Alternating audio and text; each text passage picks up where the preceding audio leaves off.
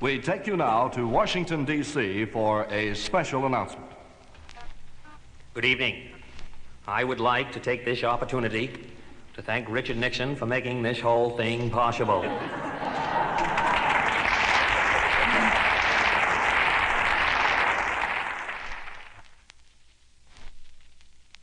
Pierre, do you really think this will work? Well, we all feel that it will, sir. After all, we've done the press conference on TV in the afternoon for a long time now, and we thought it would be a nice change of pace if we did it in the evening. And, of course, more people watch at night, sir. Well, that sounds reasonable, but I don't know about these changes you've suggested. Well, it's different in the evening, Mr. President. We've got to dress it up a bit. Well, okay, Pierre, let's try it once. On the air in 10 seconds. Stand by.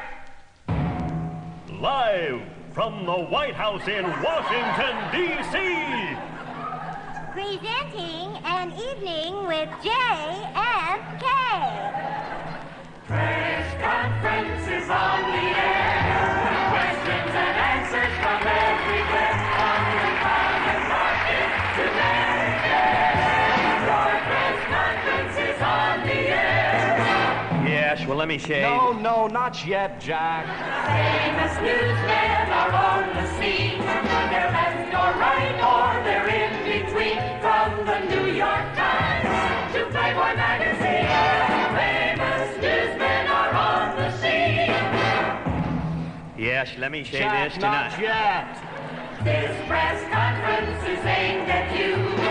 With world crises both fresh and new. Honest answers, we've got them too. This press conference is for why. Oh, you. And now, here he is. The star of our country. JFK.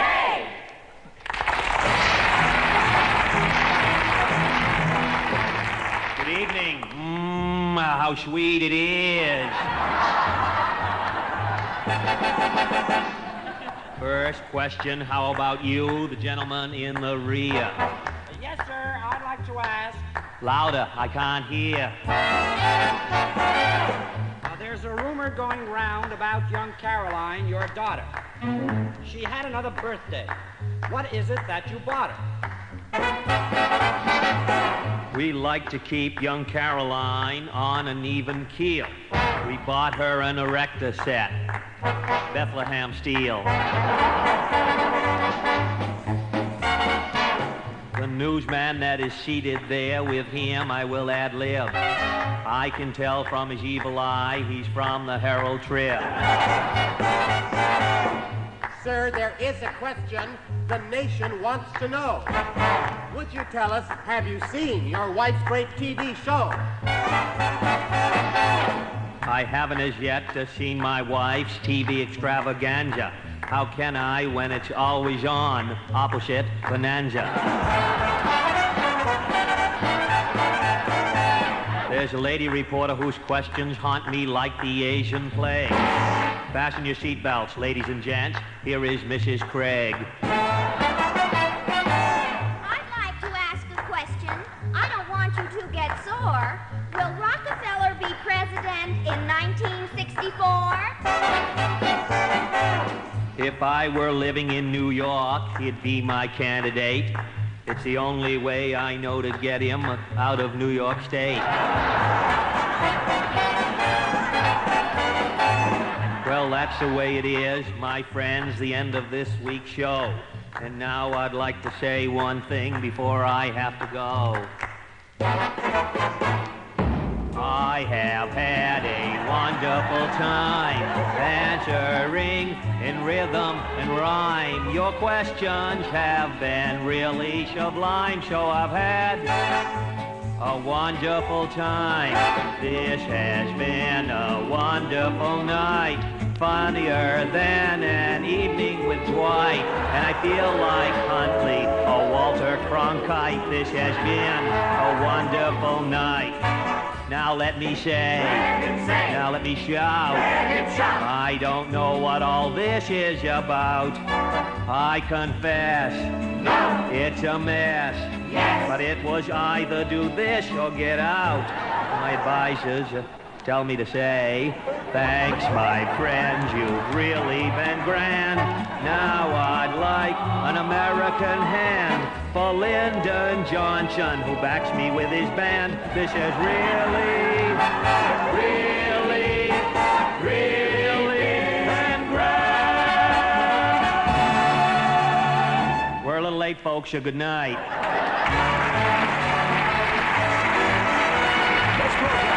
Brought to you by the United States Kennedy Corporation, makers of presidents, attorney generals, and senators.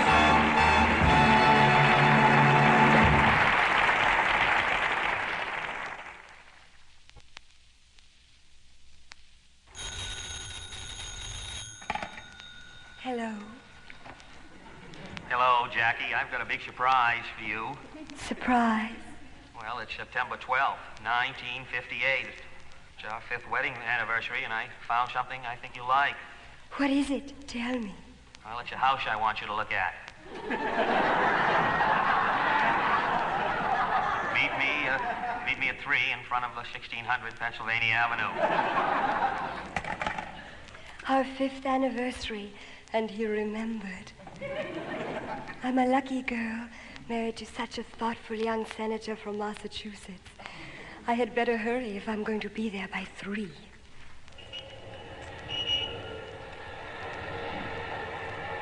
Hello, Jack. Hello, Jackie. I'd like you to meet the renting agent, Mr. Paul Butler. How do you do, Mr. Butler? It's a pleasure meeting you. Well, there's the house. How do you like it? Oh, it certainly is nice and large. Yes, it's beautiful. No, wait a minute. That's the Pentagon. You see, over there, that's the house I'm renting. The white one with the columns. Oh. You'll like it. I know you will. It's in excellent condition. You see, for 6 years now, the only tenants have been an elderly couple, a retired general and his wife. Is there room for children? Oh, we'll make room. We'll tear out the putting green. And sure, one more thing. Is there a Catholic church nearby? Well, no, not at the moment. There's never been a call for one. What about shopping? Oh, yes. There's a shopping center that includes a shoe repair shop, a drugstore, a movie house, and a large supermarket. Where is it located? In the West Wing. Well, it sounds good to me. Well, of course, we'll need 2 references from responsible people. You do know 2 responsible people. Certainly. There's my brother Bobby and there's my brother Teddy. Yes, well, what do they do? Well, it's not what they do now that counts. It's what they're going to be doing if I take this house. Please, you really should take it. Well, what do you say? What do you think, Jackie? If it's really what you want, dear. Well, how long a lease do we get, Mr. Butler? 4 years. But if you like, I think I can get it for 4 more. All right, I'll take it on one condition. Well, what's that, sir? I want an option to buy.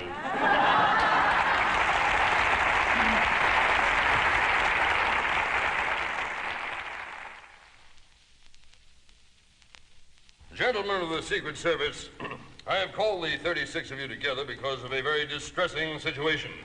No, quiet, please. I want this thing cleared up now. I don't mean later, I mean right now. You hand-picked agents have been in charge of Caroline since the beginning, and you have distinguished yourselves one way or another. Now, suddenly, a blot on the department record. Agent Schwartz, rise. You, Agent Schwartz, are in trouble. Now, Schwartz, you've been accused and found guilty of an unforgivable action.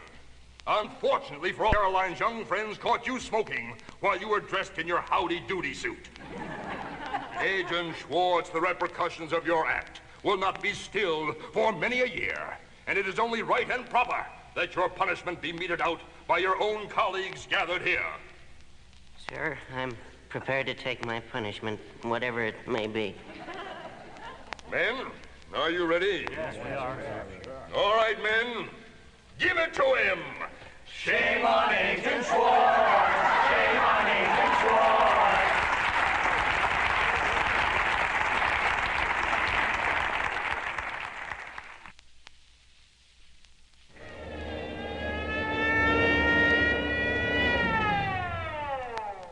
What is it, Pierre? Why are we stopping? Well, I don't know, sir. There's a man up ahead flagging us down. Howdy, gentlemen. Welcome to Akula County.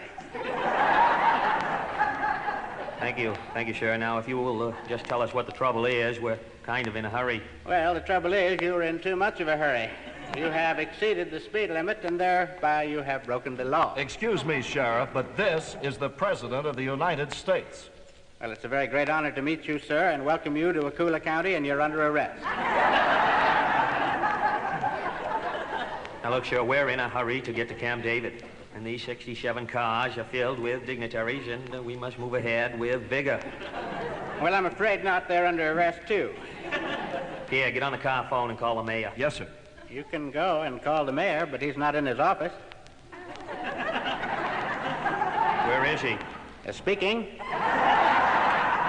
All right, let's get to court and get this over with. We're really in a hurry. Well, if you're in that much of a hurry, I guess I can accommodate you. This court is now in session. Judge Harlow Tompkins presiding. You have been brought before this court on charges of speeding by Sheriff Harlow Tompkins. How do you plead, guilty or not guilty? Not guilty. Well, I suppose you people could stay at my boarding house while we're getting together a jury. It's fishing season. Everybody's up in the mountains. I ought to be back in a week or so. Never mind. Guilty. What is the fine? We really Gentlemen, must go. you made a wise choice. Now, let's see. That's 67 cars. At $10 apiece, that's $670. Pierre, pay him and let's get out of here. Well, I'm terribly sorry, sir, but I don't have that much cash with me. Adlai? Sorry, Mr. President. I don't have it, I'm afraid. Gentlemen, that's $670, please. Well, that's ridiculous. 670. Sir, would you mind letting me talk to him? Well, Av, it isn't necessary. 670. I think, sir, that if at this particular time you examine the situation, sir, you will 680. find... Av, you did it again. How about a check, sir? Well, the only place you could get a check cash would be the bank, and it's closed. Well, let's call the president of the bank and ask him to open the bank. Where do I find the bank president? Speaking. Look, sir, I've got Prime Minister Macmillan and General de Gaulle waiting for me at Camp David. If you will permit us to go on to Camp David, I will get $680 and send it back to you by a special messenger. Well, I don't want you to think I don't trust you, but my mind would be considerably eased if you would leave one man behind as security. Now, I keep a nice, clean jail. I don't think he'd mind too much. Pierre, I guess you'll... well, sir, I can't possibly stay. I've got all the notes. Yes, that's right. How about you, Adeline? I'm supposed to discuss the UN proposals. Yes, of course. How about you, Dirksen? Well, sir, I suppose at this particular time it would be That's possible... $690. Oh, you, I guess had better come with us, yeah. We can't afford to leave you here. Well, how about that Army private standing over there? Well, he's supposed to carry the flag, sir. Oh, we'll have somebody else carry the flag and leave the private here. Now, who's going to carry the flag? Well, I guess I can. Thank you, Linton.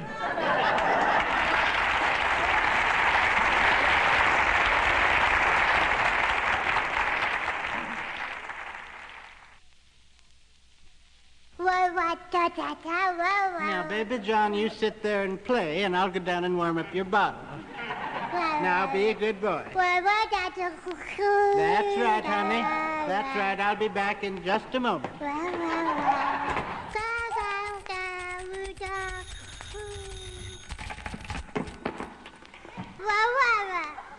have the White House on the line. Is Mr. Khrushchev ready to speak? Yes. Kennedy. Hello, this is Premier of Soviet Union, Khrushchev here. got no time for hello, how are you? Listen, Kennedy, I'm calling you directly to tell you I have signed pact with Castro. I intend to back him the limit. Now you stay out of Cuba because I am behind Fidel 100%. Don't holler on me. The people of the USSR are behind me. Red China is behind me. And I tell you now, we will not back down.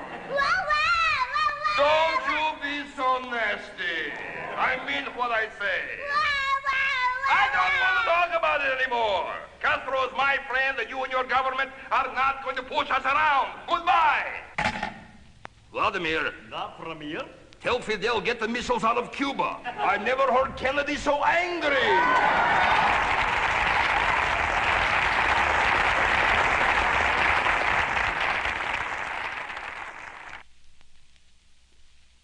Believe me, Jack, you'll enjoy this.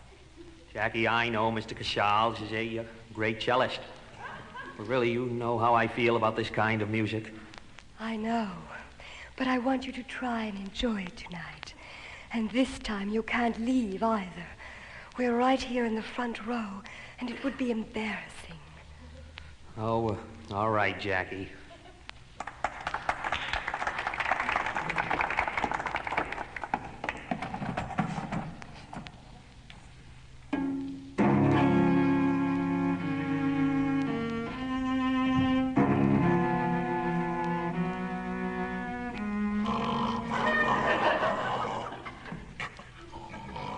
That runs the concert.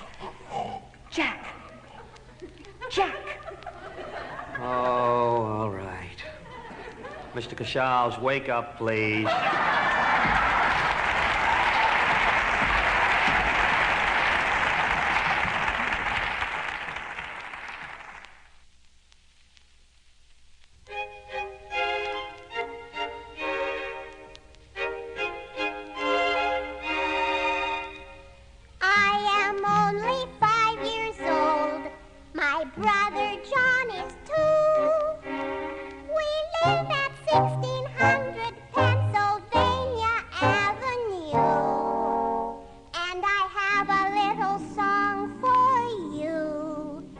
She has a little song for you. May I, Mommy? Yes, you may, dear. Thank you, Mommy. Oh, I'm the first daughter of the first family of the first country in the world. But I'm really only a kid, a simple, usual kid. I'm only 5. We had the Queen of England to a very formal affair. I made a paper airplane and sailed it in the air. It missed the prince by inches and did a loop-the-loop. The Queen was flabbergasted as it crash-dived in her soup. It was vichyssoise and delicious-wise. I'm the first daughter of the first family of the first country in the world. But I'm really only a kid, an average American kid. Next year I'll be 6. Mr. Khrushchev's head was large and bald, and one night there was rain. We couldn't find a hat for him. It really was a pain. Daddy's hat was much too small, and Uncle Ted's too big. So what did I do? Why, naturally, I gave him Mommy's wig. It was my Peggy Lee wig. I'm the first daughter of the first family of the first country in the world. But I'm really only a kid, a normal, everyday kid. But she's maturing. I sat at Daddy's desk one day while he talked on the phone. I sat there by myself a while and ate an ice cream cone. The ice cream slipped right off the top. It really was a mess. Do you remember Daddy's famous chocolate State of the Union address? Oh, she's the first daughter of the first family of the first country in the world. But she's really only a kid. A simple, usual, normal, everyday, average American kid.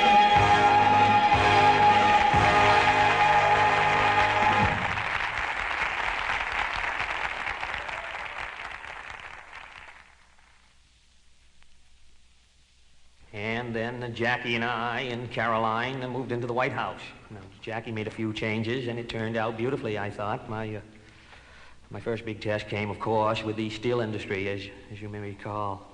Now, this brought me many problems. Am I going too fast for you? No. Go right ahead. Then, of course, there was Cuba and the Medicare program, with which I'm still having a great deal of trouble, but I am confident that I will eventually work it out to everyone's satisfaction. Now, I'd like to tell you about my strategy for my presidential campaign for 1964. Well, would you mind telling me about it tomorrow? Why? Because I'm afraid your hour is up, Mr. Meter, and I've got another patient waiting.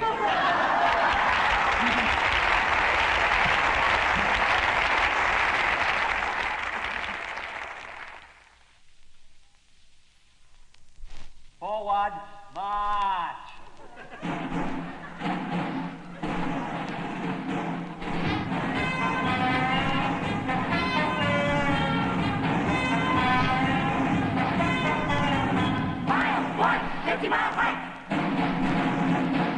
Hot, 2, 3, and 4. Hot, 2, this I like. Hot, 2, 3, and 4. This is your 50-mile hike. Mile 2, 50-mile hike. Hot, 2, 3, and 4. Come on, lift your knees. Hey, yeah, how you feeling? Get me a taxi, please. Mile 3, 50-mile hike. Bobby Kennedy, how you doing? Robert Ted is carrying me. Mile 4, 50-mile hike. 1, 2, 3, and 4. Jackie, don't you frown. Hiking's really easy. Not in an evening gown. Mile 5, 50-mile hike. You're all doing fine. Who's that dripping dirtchen? It's me, Caroline. Mile 6, 50-mile hike. 1, 2, 3, and 4. 5 hours out of town. How's my baby John? Our pants fell down. Mile 7, 50-mile hike. We've marched 7 miles. My feet are killing me. How much left to go? Only 43. Come on, keep on marching, Jackie. My dear spouse, I quit. You take over. See you back at the house. Yes, you move ahead, driver. Move ahead with vigor. Mile 8, 50-mile hike. Hut 2, 3, and 4. Hut 2, this he likes. Hut 2, 3, and 4. Him and his 50-mile hikes. Mile 9, 50-mile hike. Hut 2, 3, and 4. Pierre, get off your knees. Hut 2, 3, and 4. Taxi, taxi, taxi, please! Mile 10, 50-mile hike. Mile 11, 50-mile hike. Mile 12, 50-mile hike. Mile 13.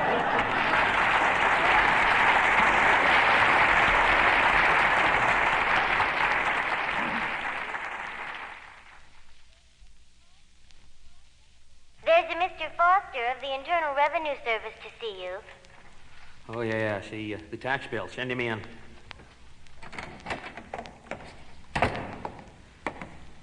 I'm from the Internal Revenue Service, and I'm here to investigate the 1962 tax return of Mr. John F. Kennedy. He was here just a few minutes ago.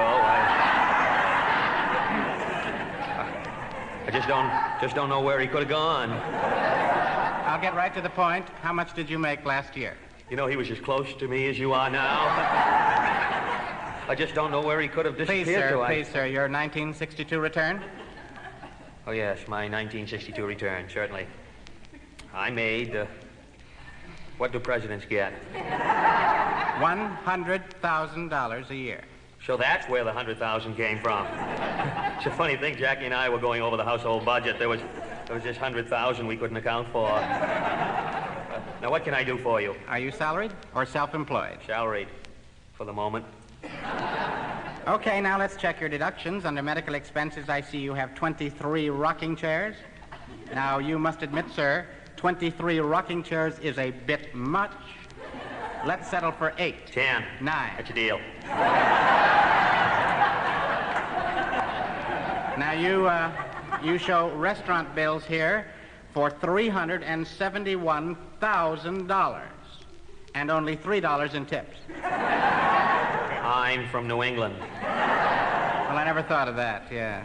Now, let's see about your itemized list of travel deductions. Washington to Palm Beach to Washington to Hyannisport to Washington to Palm Beach to Washington to Hyannisport to Washington. Yes, but you'll notice the next day I didn't go anywhere. And the rest of your return has the same extravagant claims. Now, I ask you, sir, put yourself in my position. To get a return like this is to laugh, sir.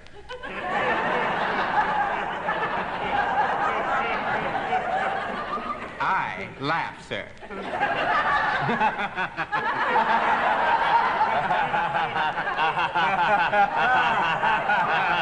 Yes. This is no laughing matter. You are in trouble with the United States government. According to these figures, which you yourself put down, you show a total income of $100,000, and your deductions amount to $2,348,617.83. How about that? Sir, I'm going to lay it on the line. You have obviously not reported all of your income for 1962. Now, we at the Bureau are well aware that you just sold over 4 million albums. You, sir, are the biggest selling president of all time. No, but just a moment, Mr. Foster. That wasn't my album. Oh, isn't that wonderful? Yes. 4 million albums, and it hasn't gone to your head. Well, if it wouldn't be troubling you too much, would you, could you do one line from the album for me, the Rubber Swan line? You know, the Rubber Swan is mine. That's the thing. Look, I tell you, I didn't do that line. You do own a Rubber Swan, do you? Well, yes, I do. But I didn't make that album. No, of course you didn't. Of course you didn't. But look, there are just the two of us. Do the line. Nobody'll hear.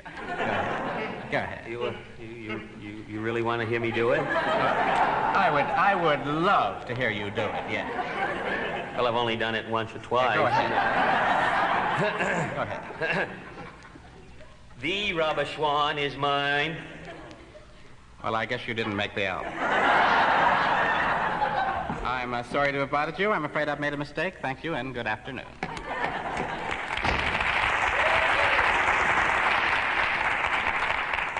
The Rubber Swan is mine. No, that's it. The Rubber Swan is... No, that's not it. Jackie, will you bring out that silly album again?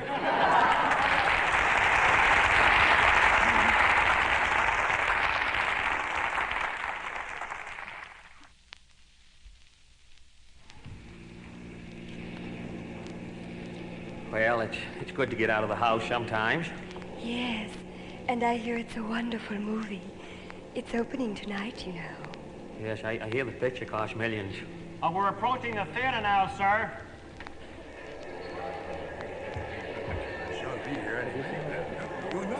Okay, give me 8 men on the left. My movement's supposed to be coming right through here. Come on, behind the rope. Charlie, get that fella slipping under the rope. Come on, let's go, fella. Don't be a wise guy. Oh, hey! Oh, no! I'm through. Move back. Oh, isn't she beautiful? Jack, this is terrible. Crowds pushing and shoving. Well, Jackie, what's the sense in kidding? It's part of the penalty of being in the public eye. Ah, quit shoving! I'm not shoving. He's pushing me. I'm not pushing. We want to see Elizabeth Taylor just as much as you do.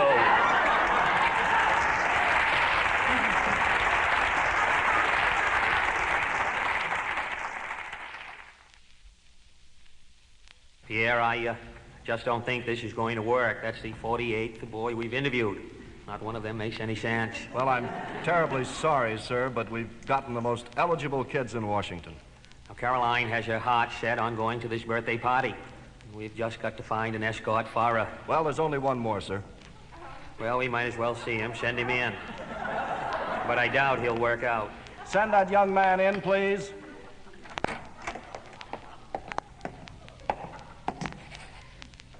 How do you do, young man? I'm fine, sir. Thank you for asking, sir. And may I say, it is an historic moment for me to stand in the shadow of a man who single-handedly challenged and defeated the largest steel organization in the world. Pierre, I like this boy. Sir, when your intermediaries approached me and bid me to appear before you to be interviewed for this pleasurable mission, I felt the same trepidation that you must feel when faced with a critical and a hostile Congress. But with the inspiration instilled in me by a brilliant treatise, Profiles in Courage, I stilled my quaking heart and came here to face you, oh brave leader.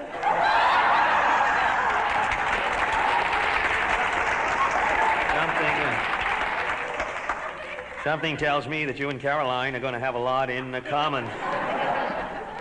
I trust my gift of flowers to your daughter was not too presumptuous. And, sir, may I assure you that my chauffeur is her chauffeur. Her wish, my command, my disposal. My entire life on the magnificent image which you have created. Pierre, tell Caroline to get dressed. Young man, you may escort Caroline to the party. My heartfelt gratitude, sir. By the way, what is your name, lad? Barry Goldwater, Jr.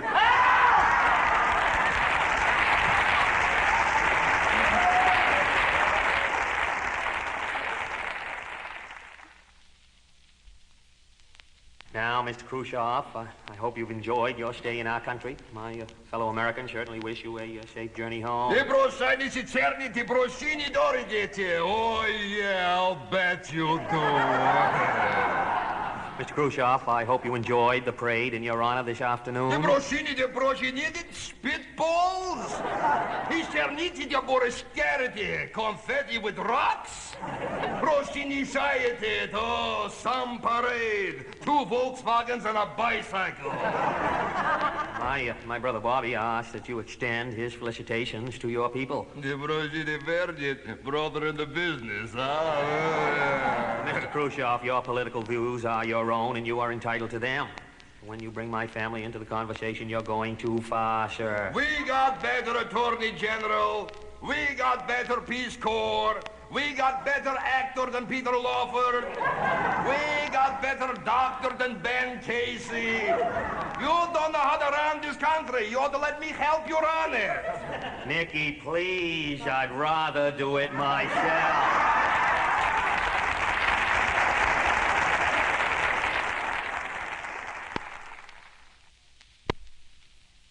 Now, fellas, I call the meeting of the 3 of us because there is a family matter that needs discussion. When I went into politics some years ago, I did not mind that the 2 of you decided to go into the same business. However, there is one problem that has been created as a result. Now, I'm the older brother, and I had this voice first. And I do believe that you 2 should find your own voices just like I did. Now, just a minute, Jack. I don't see any similarity at all. I have to admit, Jack, that Bobby is absolutely right. I don't see any similarity either. something must be done.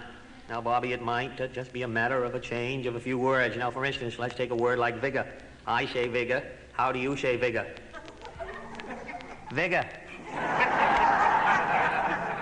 You see, you say vigor the way I say vigor. Now, instead of saying vigor, why don't you say vigor? Vigor. Good, Bobby. See, the trick is to take the edge off the voice. The change should be significant. For instance, try this famous sentence of mine. Let me say this about that. Do not ask what your country can do for you.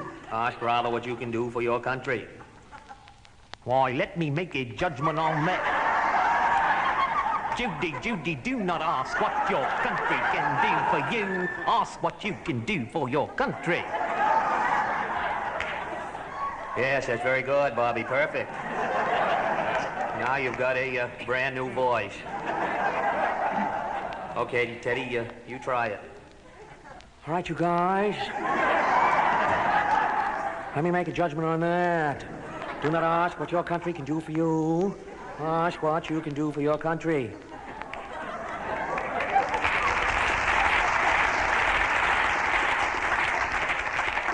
Now no one's going to say you're copying, Teddy. Great, just perfect. Yeah, let me make a judgment on that. Do not ask what your country can do for you. Ask rather what you can do for your country. Cut it out, Jackie.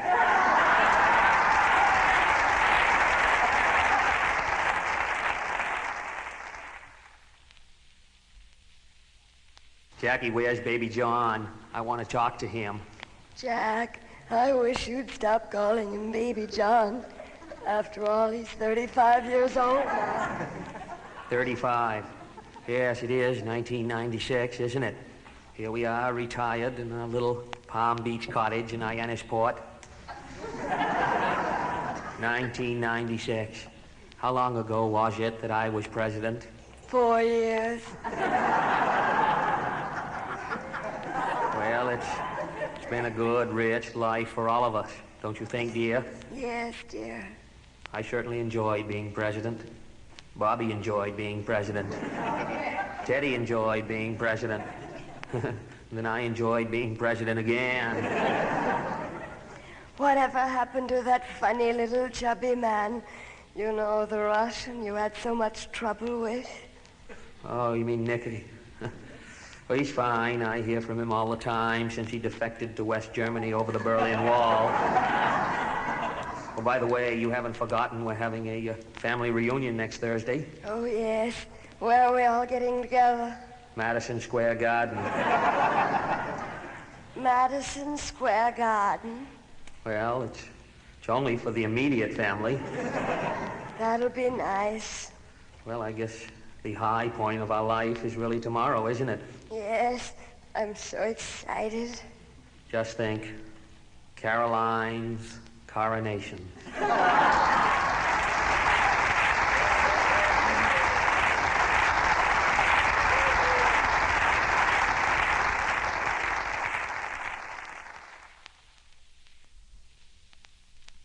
Ladies and gentlemen, today's political world is complex, confusing, and bewildering. In an effort to give you a better understanding of the issues and the answers, we looked for the truth, and we found it. What you are about to hear is an actual recording made by Vaughn Meader at the Alexander Robertson School on 95th Street in Central Park West in New York City. The experts are members of the 2nd, 3rd, and 4th grades. Do you know who I am? Yes. Who am I? You're not the president, but you're the imitator. Who's the president? President Kennedy. What does President Kennedy do? Write letters. Inspects Cuba. Talks to Khrushchev. What do you think the president does? Go ahead. Sign papers and all that junk. The president's a politician. I don't believe it. Why, what would you do if you were president? I'd sit in bed all day. What would you do if you were president? I'd send people to jail. You think it'd be good to be president? I think it would, but I'd say something. I don't, because everybody crowds around you. Yeah, and it gets tiring. Yeah, everybody crowds around you, and you have to always talk, and you feel like fainting. Are you a Democrat or a Republican, Jasmine?